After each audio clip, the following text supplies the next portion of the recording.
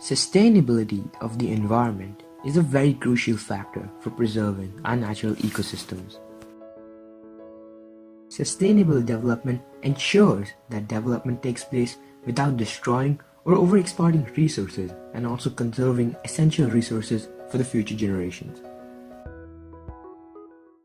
So how is it justified for buildings to be constructed without sustainable materials? All around the world, construction materials generate millions of tons of waste annually. These construction materials require high embodied energy, resulting with large carbon dioxide emissions.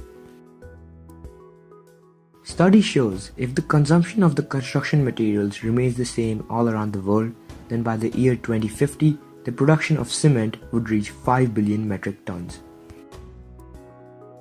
Moreover, statistics show that annually, the production and consumption of construction materials are increasing simultaneously and almost doubling every decade.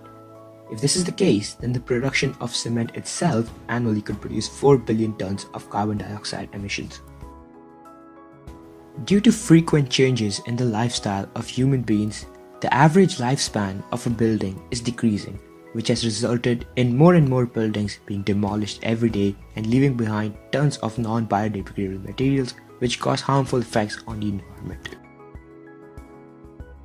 Statistics also show that just over 60% of the carbon dioxide emissions of the whole process of using materials occur during the transportation of materials from far-off sources, which can be reduced drastically if locally available materials are used.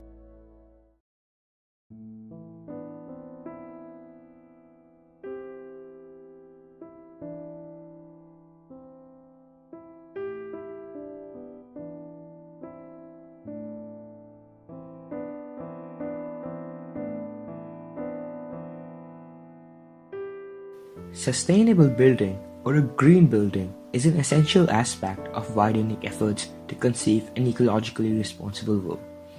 A building that is sustainable must, by nature, be constructed using locally sustainable materials, that is, materials that can be used without any adverse effect on the environment and which are produced locally, thus reducing the need for transportation.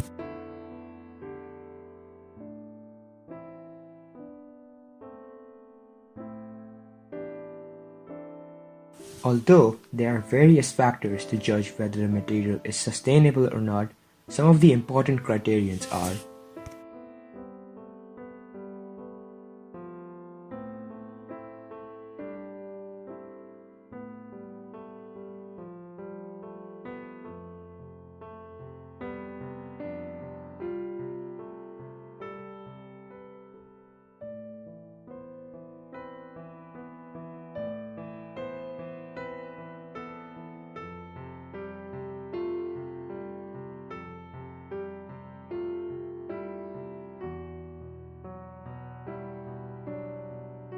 sustainability experts nearly universally agree bamboo is one of the best eco-friendly materials on this planet. Its rate of self-generation is incredibly high. Bamboo is also extensively found in almost all parts of the world, making it locally accessible. It is also exceptionally durable and requires almost no maintenance costs. This makes it a viable choice for flooring, cabinetry, etc. today.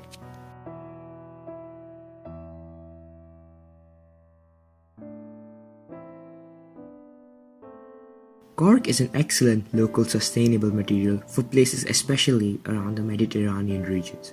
It is also a fast-growing resource. Cork is very flexible and resilient.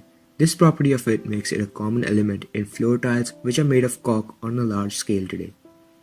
Cork is nearly impermeable, so it does not absorb water or rot.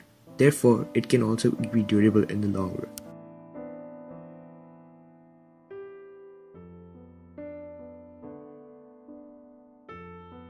Wood and metals like aluminium and steel are widely used for building today.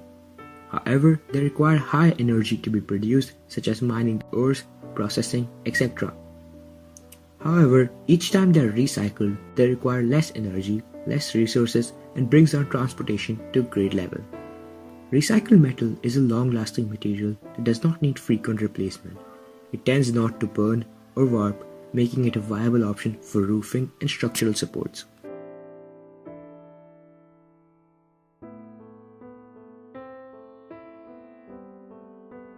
Buildings are estimated to contribute to about 50% of the total carbon dioxide emissions of the world.